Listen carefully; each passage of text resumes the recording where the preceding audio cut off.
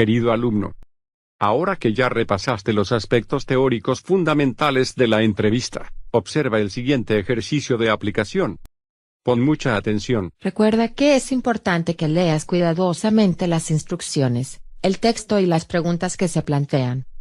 Regresa a estos elementos las veces que consideres necesario. Comencemos. El texto que observas en la pantalla es un informe de una entrevista. Como puedes ver, el primer elemento que aparece es el título. De acuerdo con este, la entrevista aborda el tema de la obesidad infantil.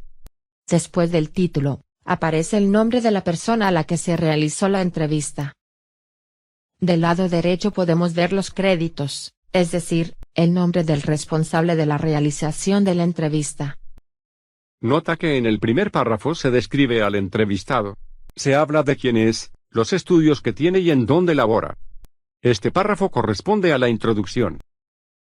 En los párrafos subsecuentes puedes notar que se colocan las preguntas que el entrevistador realizó al entrevistado, con sus correspondientes respuestas. A esta parte del informe se le denomina cuerpo de la entrevista y es, generalmente, la parte más extensa del escrito. En este ejercicio se indica lo que cada uno de los personajes dice, colocando su nombre antes del texto. En otros ejemplos se puede indicar con un guión. En los últimos renglones del texto se localiza el cierre de la entrevista. En él, el entrevistador indica que está por concluir el proceso y agradece al entrevistado su apoyo. Continuemos con la revisión del ejercicio. Después del texto en el que se describe la entrevista, podrás ver una serie de preguntas en las que se cuestiona sobre su contenido. En la primera pregunta se cuestiona sobre la parte de la entrevista en la que la persona da a conocer lo que sabe acerca del tema. Recordando lo que sabemos respecto a la estructura de la entrevista, nuestras opciones serían, introducción, cuerpo y conclusión, lo que descarta automáticamente la opción A. En la introducción se describe al entrevistado, es la fase previa a la realización de las preguntas, por tanto, no puede ser considerada la opción a elegir, lo que la descarta. La conclusión es la parte final de la entrevista. En ella el entrevistado se despide y agradece a la persona su apoyo y disposición. Eso la descarta también. Queda entonces la opción B, el cuerpo de la entrevista. Si recordamos, en esta parte de la entrevista es en donde se anotan tanto las preguntas como las respuestas que el entrevistado da. Sería en esta parte de la entrevista en la que él puede expresar los conocimientos que tiene sobre el tema. Esta es la opción correcta. La siguiente pregunta cuestiona respecto al entorno de la entrevista. En la parte teórica vimos que el entorno es el ambiente en el que se desarrolla la entrevista, y que este ambiente lo podemos determinar a partir de la conducta del entrevistado.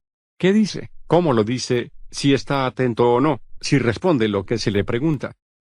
Dado que en el ejemplo revisado el entrevistado se siente seguro con el entrevistador y responde libremente, podemos decir que se encuentra en un entorno de confianza. La respuesta correcta entonces es la que aparece en el inciso D. Para responder la tercera pregunta en la que se nos cuestiona sobre los temas que se abordan en la entrevista, es necesario hacer una relectura de la misma. Fíjate especialmente en las preguntas, en los aspectos del tema sobre los que cuestionan.